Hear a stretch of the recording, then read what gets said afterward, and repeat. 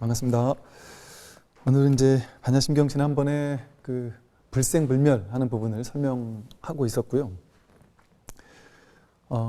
본래 생하는 것도 없고 멸하는 것도 없다. 그것이 존재의 이제 본성이라고 했어요. 이제 연기무아를 이제 설명을 드렸고요. 그래서 내가 없는데 어떻게 뭐가 윤회한단 말이냐. 그래서 보통 우리들은 그 불교를 공부하면서 불교는 윤회설을 인정하는 종교입니까? 아니면 윤회 없다고 하는 종교입니까? 하고 물어봐요.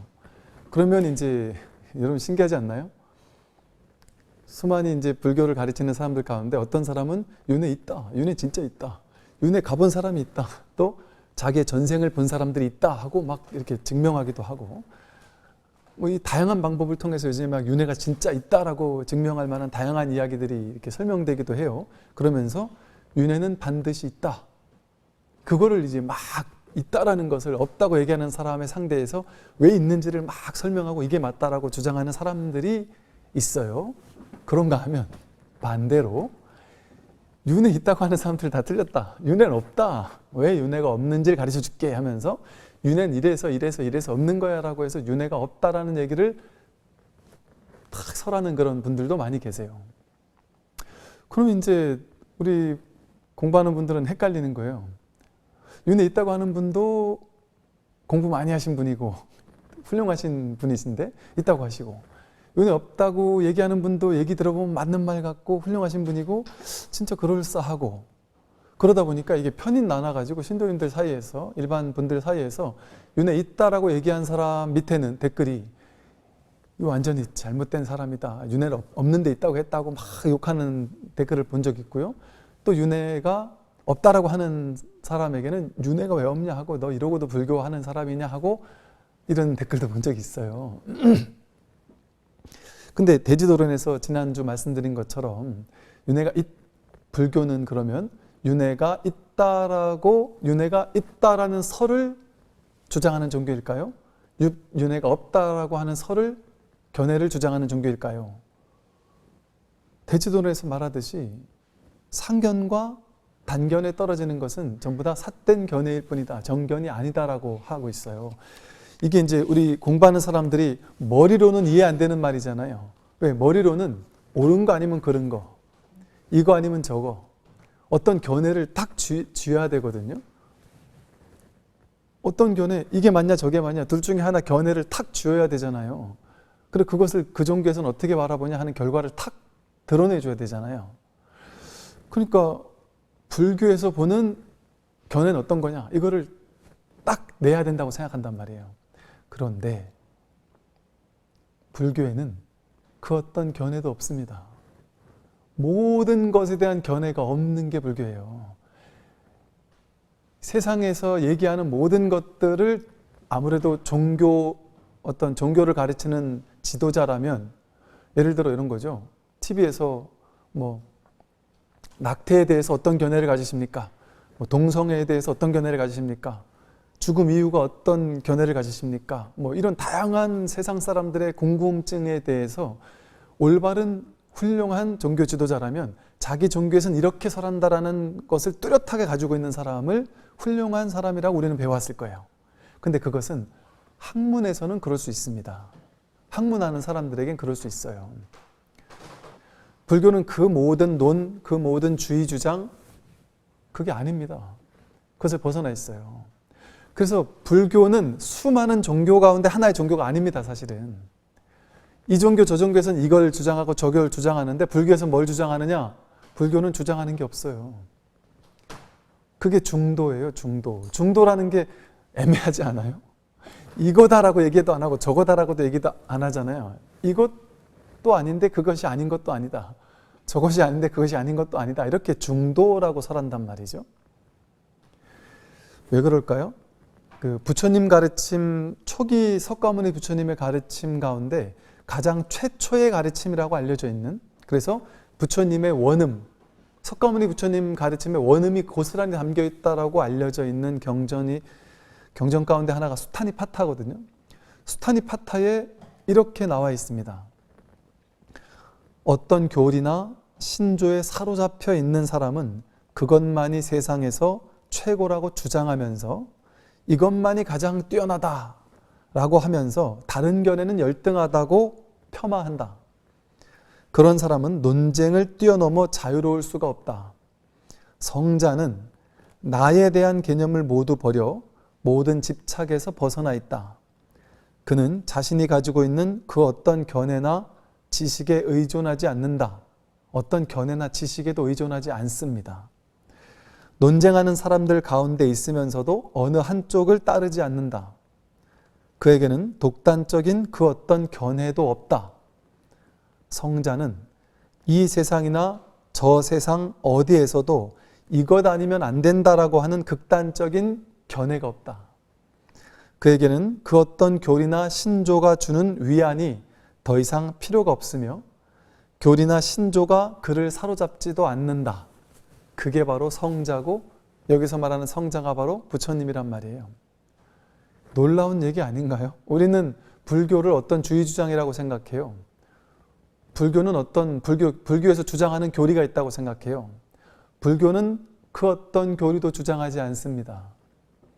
불교에서 설하고 있는 모든 교리는 그 교리를 설하고 주장하기 위해서 그 교리를 설하는 게 아니라 모든 것은 실제가 아니고 주장할 게 아니고 집착할 게 아니고 붙잡을 것이 아니어서 어디도 머물러 있을 수가 없다라는 것을 가르쳐 주기 위해서 무주법, 어디도 머물 수 없어. 무집착, 어디도 집착할 게 없어. 실제가 아니니까 공하다. 어디도 발 디딜 곳이 없으니까 공하다라고 도설했고, 연기법, 어떤 것도 실제가 아니야. 인연 따라 생기고 사라질 뿐이야. 무아, 나라는 게 실제가 없어. 인연 따라 생기고 사라질 뿐인데 내가 어떻게 있겠어. 공이라는 게 주의주장입니까? 그 주의주장할 만한 게 아무것도 없다라는 게 공이에요. 불교에서 설하고 있는 모든 교리는 교리가 아니에요. 그래서 불교 경전에서는 놀라운 이야기가 있죠. 부처님께서 평생을 법을 설하셨지만 한 법도 설한 바가 없다고 설하셨고요. 8만 대장경이 전부 다 임시방편이라고 설하셨어요. 달을 가리키는 손가락에 불과하다. 8만 대장경을 버려도 된단 말이에요. 이런 놀라운 일들이 불교에서는 벌어진단 말이죠. 옛날에 어떤 스님이죠? 그 스님 이름을 지금 잠깐 까먹었는데, 그 스님은 그 부처님 목불로 된 부처님을 겨울에 남의 절에 가서 자다가 너무 추워서 불도 뗄 수 없는 겨울에 목불을 떼가지고 훈훈하게 살았단 말이에요. 그게 딴 종교 같으면 있을 수 있는 얘기냔 말이죠. 근데 불교는 그걸 상이라고 안단 말이죠. 모든 상을 상이라고 안단 말이죠. 확실하게. 그래서 이와 같이 불교에서는 그 어떤 주의 주장이 없어요. 이것이다 혹은 저것이다라고 딱 정해진 어떤 고정된 실체적인 무언가를 내세우는 종교가 아니다라는 것이죠. 그 어디에도 탁 발디딜 곳이 없도록 해버립니다. 그래서 우리가 어디에도 안주하지 못하게 만들어요. 우리가 이 교리에 안주하거나 저 교리에 안주하거나 여기에 이 교리를 탁 쥐고 있으면서 내가 죽고 나면 우리 부처님께서 나를 끝까지 책임져 주실 거야 라고 우리가 교리로 가르친다 하면 그거를 탁 믿고 있으면 얼마나 안심스럽겠어요. 내가 죽고 나면 부처님 품에 가겠구나. 얼마나 안심스럽겠어요. 그런데 깨닫고 나면 그런 교리가 주는 안심이 필요가 없어요. 삶의 실상을 깨달았기 때문에 그런 게 필요가 없습니다. 지옥 가지 않으려고 두려워할 필요도 없고요. 극락 가려고 길을 쓸 필요도 없어집니다. 진실에 눈을 떠야만 모든 것이 확연해지는 거예요. 그 누구에게도 기대고 의지할 필요가 없습니다. 부처님이나 어떤 특정한 신에게 기대고 의지할 필요가 없습니다. 자기가 부처가 되고 자기가 신이 되고 자기가 그토록 기다려왔던 메시아구나 라는 사실에 문득 눈 뜨는 거예요. 나를 구제해 줄 누군가가 언젠가는 오겠지. 그게 아니란 말이에요.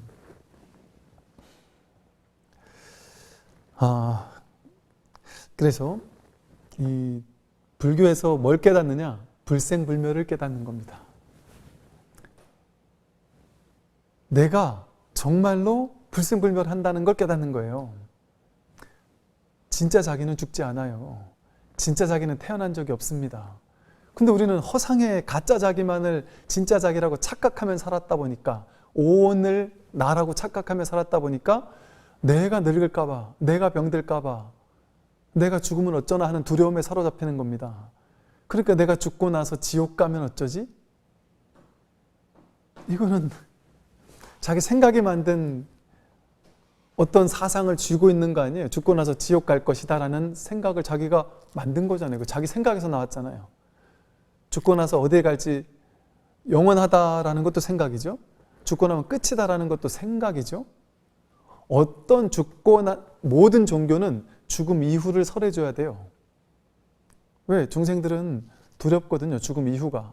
그러니까 모든 종교는 종교마다 설하고 있는 죽음 이후가 있어요. 걱정하지 마라. 너희들 죽고 나더라도 우리 신께서 책임지신다. 우리 부처님께서 책임지신다. 하는 어떤 설이 있어요. 그걸 설명을 딱 해주면서 거봐라. 죽고 나도 부처님께서 다 극락세계 데리고 가가지고 행복하게 만들어주는 게 확실하지? 믿어라. 이렇게 하면 우리는 편안하게 안심할 수 있단 말이죠. 그런데 가만히 따져보세요. 그거는 어떤 생각을 믿은 거죠? 내가 이 종교에서 말하는 생각을 믿든, 죽음 이후를 설명하는 생각을 믿든, 저 종교에서 죽음 이후를 설명하는 생각을 믿든, 그러다가 어느 날 이게 아닌 것 같아. 난 저 종교에서 말하는 게 더 맞는 것 같아. 해서 또 다른 종교를 믿든, 전부 다 뭐예요? 자기 생각일 뿐이죠. 생각이 믿기로 작정한 것일 뿐이죠. 그게 진짜인지 한 번이라도 검증된 적이 있습니까? 죽음 이후를 갔다 온 사람이 실제 그걸 검증하고 와가지고 설명해 준 사람이 있냔 말이에요. 그거는 자기 생각일 뿐이에요. 자기 생각이 검증한 걸 뿐이에요. 부처님께서 죽음 이후에 대해서 아무리 완벽하게 설해 놓으셨더라도 그거는 하나의 생각으로 치부될 수밖에 없어요. 그래서 부처님께서는 이런 어떤 죽고 나서 우리가 영원하냐 아니면 단멸하느냐, 뭐 부처님은 죽고 나서 어떻게 되느냐, 사후에 부처님도 있습니까 없습니까, 뭐 이 세상은 영원합니까 영원하지 않습니까, 뭐 이런 질문에 대해서 부처님은 독화살의 비유를 들으셨죠. 독화살 맞은 사람이 독화살을 빼고 치유해야 되죠. 이게 가장 시급한 건 이걸 빨리 빼가지고 치료하는 거잖아요. 독을 빼내는 거잖아요. 그래야 온몸에 퍼지지 않을 거 아니겠어요? 그런데 독화살을 맞고 난 사람이 야 빼지 마, 치료하지 마, 어떤 놈이 이걸 나는 쐈는지를 알아야만 나는 그 다음에 빼고 치유할 거야. 그리고 이걸 어떤 독인지 그 독성분을 내가 확실하게 알고 나야만 치료할 거야. 그거 다 알려고 하다가 내가 먼저 죽지 않겠어요? 이렇게 어리석은 짓이라는 거예요. 죽고 나서 영원하냐 단멸하냐 이런 것, 어떤 특정한 교리나 이런 것들을 내가 쥐려고 하는 것은 어리석은 일이다. 그래서 빨리 독화살을 빼는 게 중요하다. 즉 괴로움에서 괴로움을 해결하는 게 중요하단 말이죠. 괴로움을 해결하고 나면 지금까지 내가 괴로워했던 모든 괴로움들이 실제 있는 괴로움이 아니라 허망한 망상 분별이 만들어낸 허상의 괴로움이라는 사실을 깨닫게 된단 말이죠. 그것을 깨닫고 나면 이치가 여실해진단 말이에요. 근데 이 여실한 진리는 어떤 느낌이냐면 이렇게도 설명할 수 있겠구나. 근데 그게 다가 아니에요. 그렇지 않은 측면이 있단 말이에요. 또 저렇게도 설명할 수 있는 측면이 있단 말이에요. 그러나 거기에 그걸 붙잡으면 안 되는 거예요. 그래서 모든 불교 경전의 말씀은요, 말 그대로 진리라고 믿어서는 안 됩니다. 말 그대로 진리인 게 하나도 없어요. 모든 교리나 경전의 가르침은 그렇게도 설명할 수 있는 측면이 있어. 저렇게도 설명할 수 있지, 할 수 있어요. 그런데 다른 편으로 보면 저렇게 설명하면 장점이 있지만 또 다른 단점이 있어요. 그래서 이런 설명의 방식은 어떤 사람에겐 도움되는데 어떤 사람에겐 치명적 독이 될 수도 있어요. 그러니까 획일화된 법문이 모두에게 다 약이 되지 않아요. 어떤 사람은 공을 설해줘야 되는 사람이 있고요. 어떤 사람은 허무주의에 빠져있는 사람에게는 있음을, 참된 자기의 본래 면목이 실제 있다 하는 얘기를 해줘야 될 수도 있어요. 근데 있다 하는데 집착하는 사람은 있긴 뭐가 있느냐, 본래 무일물이다 하고 한 물건도 없다라고 설해줘야 될 필요가 있단 말이죠. 왜? 그 사람이 어디에 치우쳐 있는지, 그 사람이 어떤 병에 걸려 있는지 그거를 보고 그 사람에게 적절한 약을 줘야 되는 거거든요. 응병여약, 병에 맞는 약을 처방하는 게 중요한 거고, 불교의 모든 법문은 병에 따라 약을 처방하는 거예요. 그러면 병이 난 사람에게 약이 필요할까요? 내가 감기 걸렸을 때는 감기약을 먹어야 되는데 감기가 낫고 나서도 감기약 먹고 난 것 때문에 너무 좋아서, 그 감기약이 너무 좋아서 감기약과 사랑에 빠져서 죽을 때까지 감기약을 매일 먹고 살아야 될까요? 어리석은 사람이에요. 그러니까 불교 경전도 내려놓으라고 하는 거예요. 불교 경전에도 집착해서는 안 된다고 하는 겁니다. 임시방편이라서 획일화되게 무조건 다 먹는 게 아니에요. 그래서 이거는 불교는 일용할 양식이 아니라 약이다 이러잖아요. 그러니까 불교는 일용할 양식이면 어때야 돼요? 죽을 때까지 법문 듣고 살아야 돼요. 왜? 일용할 양식은 안 먹으면 죽으니까. 밥은 안 먹으면 죽잖아요. 이 불교 공부는 밥이 아니라 약이에요. 약. 약은 아픈 사람만 먹으면 되죠. 아픈 것을 법문 듣고 나았으면 더 이상 약 먹을 필요가 없는 거예요. 우리가 부처님 옆에 있을 필요가 없는 거예요. 절에 계속 나올 필요가 없는 거예요. 내가 부처가 되고 내가 법당이 되고 내가 도량이 되어서 내가 가는 곳마다 도량을 펼치고 법을 펼치고 사람들에게 괴로움에서 노연하게 해줘야 되는 거예요. 그래서 불교에서는 뭐가 있냐면 하사내라 이런 얘기가 있죠. 공부했으면 하사내라. 너의 법을 펴라. 그게 불교의 목적이에요. 평생 이절 나오면서 평생 이절 나오면 도움은 되겠죠, 절에는. 근데 그렇게 하는 게 아니란 말이죠. 왜? 이것은 평생 꾸역꾸역 먹고 있는 약이 아니기 때문에. 약은 임시방편으로 일시적으로 필요한 거거든요. 그래서 약을 먹고 나아서 그 건강한 몸으로 또 아픈 사람들을 구해주라는 거예요. 그게 부처님 가르침의 핵심이다. 그러니 어떤 교리, 어떤 약이 만병통치약이 있겠습니까? 이 병에 통하는 약, 저 병에 통하는 약이 다르단 말이에요. 그러니까 그 약 하나를 쥐고서는 나를 낫게 한 약이라고 해서 그것만이 최고로 가면서 이 약만을 계속 팔면 그거는 삿된 스승인 거죠. 혹은 그것을 주장하더라도 스스로 그것을 깨뜨리는 게 올바른 스승이에요. 올바른 법을 펴는 방식이에요. 자기가 얘기하고 자기가 그걸 깨야 된단 말이에요. 깨는 것까지 해야 된단 말이에요. 파사현정. 그래서 특정한 어떤 것을 주장하는 게 필요하지 않다. 주의주장이 불교에서는 그것이 부처님 가르치는 핵심이 아니라는 것이죠. 두 번째로 이 시제법 공상은, 이 공한 모양은 어떤 또 측면을 가지고 있느냐 하면 불구부정의 측면을 가지고 있습니다. 아까 말한 이제 그 불생불멸이라는 것은 존재의 어떤 특성이라면 불구부정, 부증불감은 불구부정하면 더러운 것도 없고 깨끗한 것도 없다라는 거잖아요. 어떤 질적인 차원이라면 부증불감은 약간 양적인 차원, 그런 게 정해져 있지 않다라는 얘기겠죠. 예를 들어 이제 우리가 현실에서 분별을 할 때는 더러운 것도 있고 깨끗한 것도 있죠. 그죠? 분별하는 눈으로 보면. 근데 우리는 평생을 분별하면서만 살아왔죠. 그러니까 우리에게는 더러운 거냐 깨끗한 거냐가 되게 중요하죠. 중요합니다. 부모가 자식을 키울 때 자식에게 깨끗한 걸 먹이고 더러운 건 먹이지 않는 게 중요하지요. 옛날에 아이들이 산에 가서 막 흙도 집어먹고 풀도 막 뜯어먹고 아무거나 입에다 넣기도 하고 흙장난도 막 하고 놀고 이게 숲에서 놀았단 말이에요. 근데 지금은 숲에 가서 그렇게 놀면 어떤 느낌이 드냐면 이 더러운 거 만지면 안 돼! 이러고 지지지지 하고 못 만지게 한단 말이에요. 그리고 지금은 어떤 걸 주냐면 깨끗하게 살균된 것들, 모든 게 다 살균돼서 균 하나 없는 이런 걸 깨끗하다라고 우리는 생각을 하고 살아요. 그런데 이걸 100%라고 할 수 있어요? 진짜 흙을 만지고 풀을 만지고 이런 것은 더러운 것이고 살균이 깨끗하게 된 음식들, 그런 것들은 깨끗한 거다, 청정한 거다, 이렇게 얘기할 수 있습니까? 그걸 실제라고 할 수 있을까요? 그 진실이라고 할 수 있을까요? 분별에서는 그게 맞다고 생각할 수 있죠, 그죠? 그건 분별이 맞는 거예요, 분별이.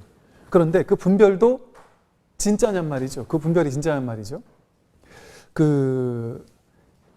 한때 이 세계적으로 이 세균 있잖아요. 세균 질병설이라고 해서 우리 파스테르라고 잘 아는 파스테르가 모든 질병의 원인은 세균에 있다라고 주장을 한 거예요. 그래서 세균이 모든 병을 가져온다 이런 식의 주장을 했던 거죠. 근데 그것 때문에 지금 곳곳에서 세균을 없애는 것들, 그게 아주 신앙처럼 되어 있어요. 세균을 없애는 거는 아주 깨끗한 거고 세균이 득실거리는 건 아주 안 좋은 거야 라는 것이, 그래서 아주 산업으로 자리 잡았어요. 그 세균이 우리를 망친다라는 것이 이 돈이 되는 장사가 돼버린 거예요. 그러니까 이제는 칫솔 살균해야 되죠, 식기 살균해야 되죠, 가습기 살균해야 되죠, 온갖 살균기, 살균제, 먹거리도 살균해야 되고 공기도 살균해야 되고, 살균 전문 업체들이 막 아주 호황을 이루고 있죠. 그러다가 이것만을 믿고 살다 보니까 어때요?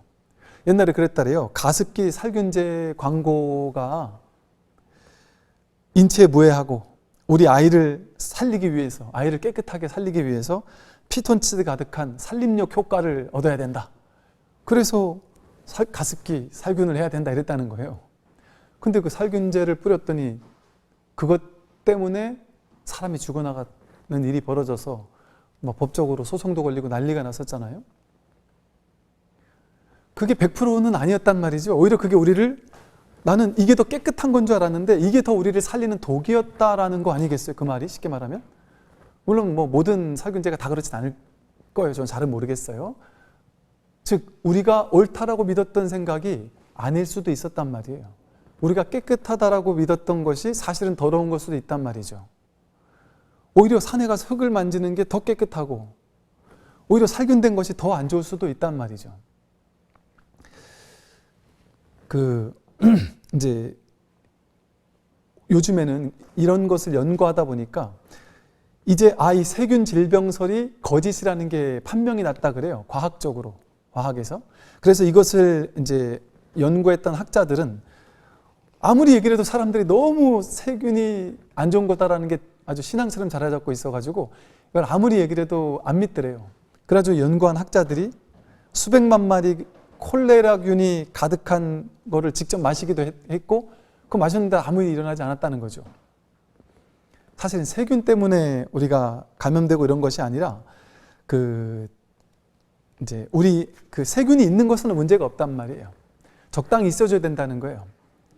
근데 이제 내 몸이 무너졌을 때, 내 몸의 균형이 무너지거나 이랬을 때 내 몸이 허약해지게 되면 그때 이 세균이 안 좋은 쪽으로 발현이 되더라는 거죠. 그래서 우리 몸에는 적절하게 세균도 있어야 된다는 거예요. 세균이 너무 없으면, 세균수가 너무 적어지게 되면 그 백혈구가 먹을 세균이 없어져서 정상적인 세포를 공격하게 된대요. 그래서 오히려 아토피나 자가 면역 질환에 걸리기가 오히려 쉬워지기도 한다는 거예요. 그 세균 공포증을 연구한, 세균 공포증에 걸린 학자들이 있다는 거예요. 세균을 이렇게 현미경으로 보다 보니까 세균이 득실거리는 물 같은 것들을 절대 못 먹는다는 거예요.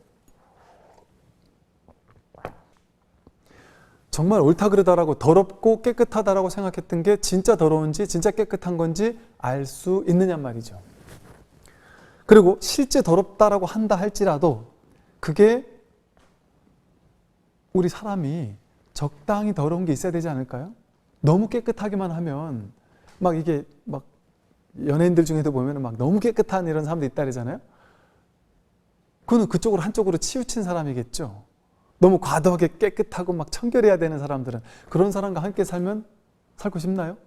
그런 사람과 함께 살면 좀 스트레스 받을 수 있겠죠. 그죠? 왜 그럴까요? 한쪽에 극단에 치우쳤기 때문에 그렇죠. 사실은 적당히 더러움도 있어야 되죠. 제가 정말 이게 며칠씩 우리 머리 안 감고 안 씻고 이러면 너무 더러울 것 같잖아요. 사람이 어떻게 살아 이러잖아요. 제가 히말라야 한 20일 넘게 가 있었을 때 히말라야 가서는 물도 없고 씻을 수가 없거든요. 그래서 한 20일 넘게 안 씻은 적이 있었어요. 아니면 씻어봐야 요만한 물 사가지고 고양이 세수 정도만 이렇게 하면서 목욕은 안 한 적도 있었어요. 아무 문제가 없더라고요. 그런 사람들끼리 만나 얘기하고 하니까 전혀 모르겠고. 그런데 이렇게 더러울 땐 아무 문제가 없다가 내려와가지고 목욕하고 나서 그날 갑자기 감기가 막 확 와버렸어요. 거기는 어른들도 코에 콧물을 달고 사는 사람들이 많더라고요. 그냥 꼬질꼬질해요, 얼굴이. 근데 그게 별 문제가 되지 않아요. 사실은 적당히, 여러분 그런 거 들어봤나요? 어떤 사람이 머리를 감을 때 샴푸로 안 감고 일체 샴푸 같은 거 안 쓰고 그냥 물로만 감는 사람, 또는 피부를 뭐 비누나 화장품이나 일체 안 하고 그냥 물로만 이렇게 씻는 사람들, 그런 사람들이 있다 그러죠. 그렇게 많이 해본 사람들이 있다 그래요. 한 달 뒤, 100일 뒤, 몇 달 뒤 지나서 보면 아무 문제가 없고 오히려 머리빨이, 모공이 좋아지고 피부도 좋아지고 그랬다 그래요. 저는 확실치는 않으나 저 또한 옛날에 여기 얼굴에 버짐이 너무 많아가지고 진짜 버짐이 너무 많았어요. 저 어릴 때. 뭔 짓을 해도 안 되는 거예요. 화장품으로 떡칠을 해도 안 되고. 그래서 제가 이제 아마 강원도 살아서 그랬을 수도 있어요. 강원도에 살 때는 어느 날 이것저것 해봐도 안 되니까, 제가 그때 막 친환경 쪽에 관심이 있었던 때라 그때 뭐 하여간 한동안 계속해서 화장품도 안 바르고 비누칠도 안 하고 뭐 아무것도 안 하고 그냥 얼굴은 그냥 물로만, 목욕을 항상 물로만 이렇게 하면서 몇 년을 살았던 적이 있었어요. 아무 문제가 없더라고요. 모르겠어요. 저만 느꼈나 모르겠네요. 근데 아무 문제 없더라고요. 그래서 그런지 모르겠는데 어쨌든 그러고 나서는 지금은 크게 뭐 이렇게 버짐으로 고생하지는 않는 것 같아요. 어느 순간부턴가. 확인되지 않은 정보예요. 그래서 알 수 없어요. 그런데 그러니까 즉 우리가 더럽다 깨끗하다는 게 알 수 있습니까? 제가 학생들 데리고 수련대를 하면서 바로공양을 해보면, 바로공양 처음 하는 사람들은 여기 밥그릇, 국그릇, 반찬그릇, 물 이렇게 있어요. 그럼 밥 먹고 국 먹고 물 먹고 반찬 먹고 이러면 깨끗하다고 생각하잖아요. 근데 나중에 다 먹고 나서 김치 하나 가지고 물을 벗어, 여기 있던 물을 여기다 부어가지고 밥그릇을 닦고, 그 옆에 국에 벗어 국그릇을 또 닦고, 반찬 그릇에 벗어 반찬 그릇을 또 닦아요. 닦으면 이제 그 숭늉, 막 밥하고 국하고 반찬 찌꺼기 있는 게 물이 남잖아요. 마시라 랜단 말이죠. 이거 더럽다고 절대 못 먹겠다는 친구들이 있고요.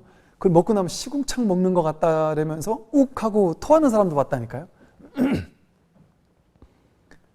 근데 이게 첫째 날은 막 못 먹겠다 그러다가 나중에 이제 2, 3일 지나잖아요. 그러면 그냥 뭐 시원하다고 맛있게 먹어요. 아무렇지도 않다고. 막상 먹어보니 괜찮네요 하고 그냥 먹는단 말이죠. 보세요. 시간대를 달리해서 밥 들어가고 국 들어가고 반찬 들어가서 여기서 섞이면 깨끗하고 여기서 섞어서 넣으면 더럽습니까? 뭔 선후가 있으면 깨끗하고 같이 들어가면, 동시에 들어가면 더럽습니까? 말이 안 되잖아요. 그건 자기 생각이잖아요. 자기 생각이 더럽다 깨끗하다, 자기 생각에서 나온 거지 실제 그게 더럽고 깨끗하냔 말이죠. 그러니까 이게 관념에서 나온 거란 말이죠. 관념에서. 더럽다 깨끗하다 하는 것들. 제가 옛날에 이제 친환경 공부할 때 보면요, 우리 몸에 가장 좋은 화장품은 땀이라는 얘기를 어디서 들은 적이 있어요. 그냥 안 바르고 적절히 땀이 나가지고 이렇게 땀이 이렇게 있는 게 좋대요. 우리는 깨끗하게 씻고 화장품 비누로 땀 같은 거는 막 완전 없애버리게 씻고 나서 그 위에 이제 칠을 해가지고 땀이 나면 막 이거 없애버리려고 애쓰고 하는데, 땀이 적당히 이렇게 몸을 보호해주는 역할을 한단 말이죠. 이처럼 우리는 더럽다 깨끗하다라고 생각하는 것들이 우리들의 관념에서 오는 것이죠. 그리고 또 여기서 말하는 이 더럽다 깨끗하다라는 것은 꼭 지금 말씀드린 것처럼 그런 실질적으로 더럽고 깨끗한 것만을 설명하는 게 아닙니다.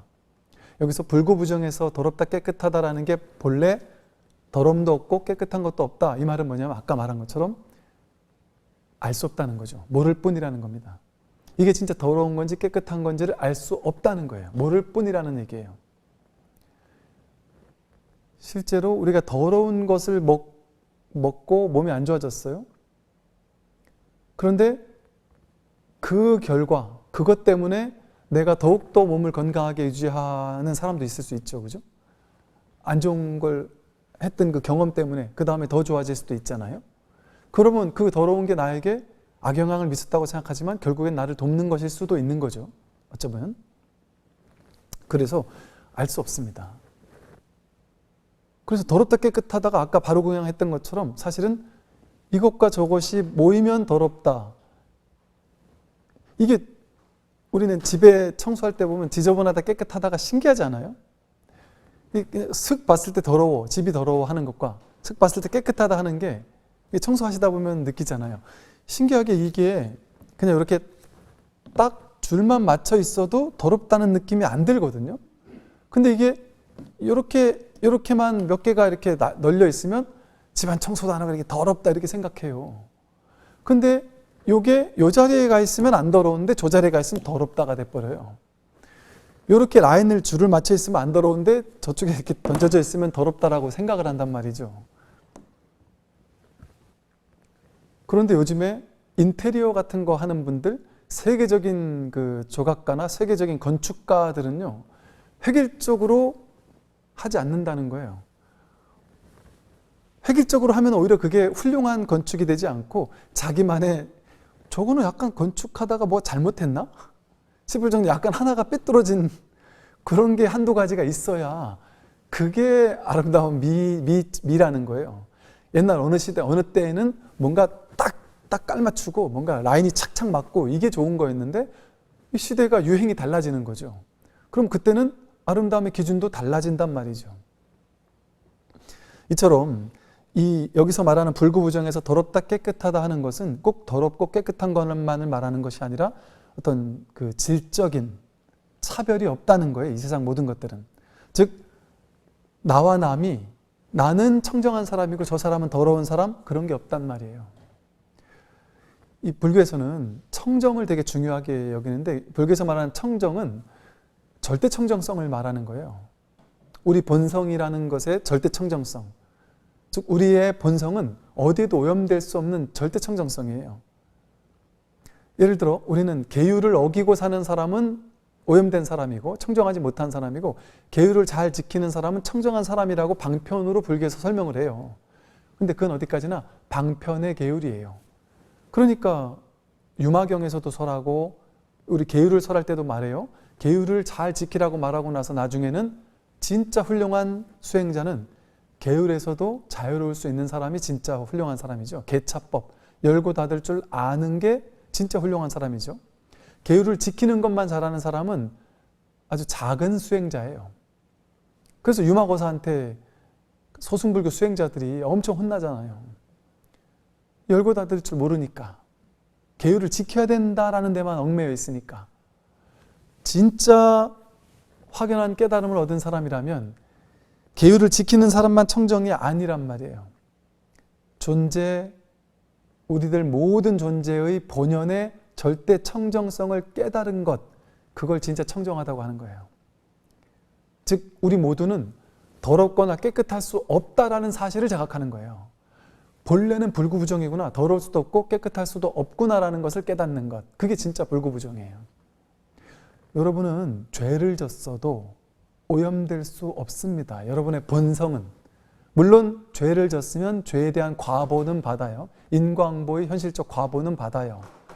그러나 근원에서, 본질에서 죄가 없습니다. 죄무자성 종심기. 마음 따라 일어날 뿐이에요. 죄라는 게 실체가 없습니다. 우리가 과거에 잘못을 지었다고 해서 부처가 못 되느냐? 그럴 수가 없습니다. 부처는 오염될 수가 없어요. 부처는 단 한순간도 오염될 수가 없습니다. 심지어 내가 누구를 죽였어도 자기의 부처 성품은 오염되지 않아요. 그래서 부처님 앞에서는 모두가 용서될 수 있어요. 그러니까 부처님께서 수많은 사람을 죽인 앙굴리마라 같은 연쇄살인마를 부처님이 찾아가서 구제하고 아라한가를 증득하게 만드셨단 말이죠. 왜? 부처님은 앙굴리마라를 보고 그 사람에게 상을 본 게 아니에요. 공을 본 거지. 그 사람의 행위만을 본 게 아닙니다. 겉에 드러난 그 부정한 행위만을 본 게 아니라 그 행위 너머에 있는 본래 절대 청정성을 본 거예요. 본래 불구부정한 이것을 본 거예요. 때 있는 거, 때 없는 거 이것을 차별해서 분별의 눈으로 본 것이 아니라 불구부정이라고 하는 지혜의 눈, 반야 지혜의 눈으로 공성을 비춰보는 이 반야 지혜의 눈으로 앙굴리마라를 본 것이죠. 그러니까 앙굴리마라를 제도할 수 있었던 것이고, 그러니 우리 모두는 정말 부처님 가르침을 만나서 얼마나 다행스러운지 몰라요.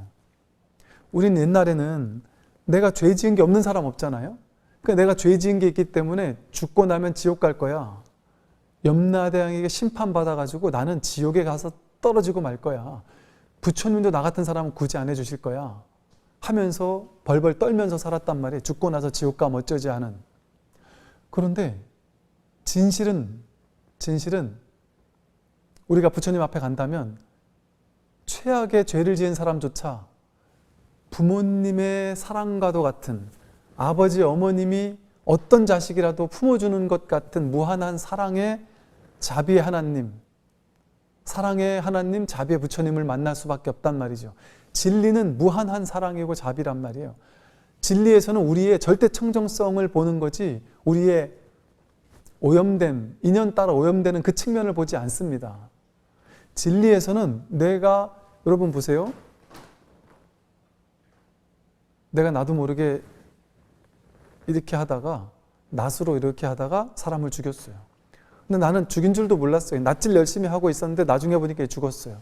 이 사람은 죄 지은 겁니까? 안 지은 겁니까? 혹은 여러분, 제가 누군가가 당장 지금 죽을 것 같다 그래가지고 그 사람을 살리기 위해서 차를 타고 그 사람에게 막 찾아가서 그 사람을 오랜 시간 얘기해줘서 살렸어요. 근데 차 타고 오다가 가다가 수많은 개미들을 밟아 죽였어요. 그럼 저는 착한 일 한 겁니까? 나쁜 일을 한 겁니까? 선악이 고정되게 정해져 있나요? 어떤 한 가지 행위가 절대적인 선이기만 하거나 악이기만 할 수가 있을까요? 그럴 수가 없습니다. 인연 따라 돌아가는 것에는 선과 악이 없어요. 폭풍우가 와가지고 막 쓸어가서 지금 미국의 마을을 전체 집어삼켰다고 해서 사람들이 많이 죽었다고 하는데, 그러면 그 허리케인이 온 것은 죽일 놈인가요? 살리기 위해서 왔을까요? 죽이기 위해서 왔을까요? 선과 악이라고, 어떤 현상을 선과 악이라고 고정지을 수 있느냐 말이죠. 임진왜란 때 승군을 조직해서 스님들이 일본들과 싸워서 일본 군인들을 죽였어요. 그 스님이 할 짓입니까? 못할 짓입니까? 스님들이 잘하신 걸까요? 못한 것일까요? 그걸 절대적으로 하나로 딱 얘기할 수 있습니까? 옳은 거야 혹은 그른 거야 라고 말할 수 있을까요? 그건 말할 수 없습니다. 그러면 지금 당장 우리 신도님이 죽어가는데, 어제까지 절해오던 신도님이 죽어가는데 어떻게 해요? 지금 당장 죽는데 못 죽게 막아야 하지 않겠어요? 절대선 절대악이라는 게 고정돼 있느냐 말이죠. 이쯤 오면은 선과 악, 옳고 그름, 깨끗하고 더러움, 죄와 복 이런 게 정해져 있을까요? 죄와 복이 정해져 있을까요? 십자군 전쟁에 참여하는 군사들은 자신들이 복을 짓는다고 생각하고 전쟁에 참석해서 죽이면 죽일수록 더 큰 복을 짓는다고 생각했을 거예요. 이처럼 인품이든 인종이든 종교든 장애가 있든 없든 나이가 많든 적든 신분이 높고 낮든 학력이 좋고 나쁘든 성별이 어떻든 생김새가 어떻든 국적이 어떻든 출신이 어떻든 간에 모두가 대평등이란 말이에요. 더럽고 깨끗한 게 없고 높고 낮은 게 없다라는 거예요. 질적으로 아무런 차별이 없다. 존재 근원의 본래적인 절대 청정성. 그것이 우리의 진짜 본래 면목의 공성의 모습이라는 거예요. 그게 불구부정이 뜻하는 바입니다. 우리는 본래 불구부정이기 때문에 못난 사람이 없고 잘난 사람이 없어요. 죄와 벌이 둘이 아니고 신분에 따라서 뭐 경력에 따라서 남녀에 따라서 그 어떤 차별도 일어날 수 없어요. 심지어 깨닫고 나면 부처와 중생이 전혀 차별이 있을 수 없습니다. 우리도 똑같은 부처란 말이죠. 이런 어떤 존재 근원의 질적인 본래 평등성, 무분별지, 이것이 바로 불구부정이 설하고 있는 가치다. 오늘 여기까지 말씀드리면서 오늘 강의 모두 마치도록 하겠습니다. 선발하십시오.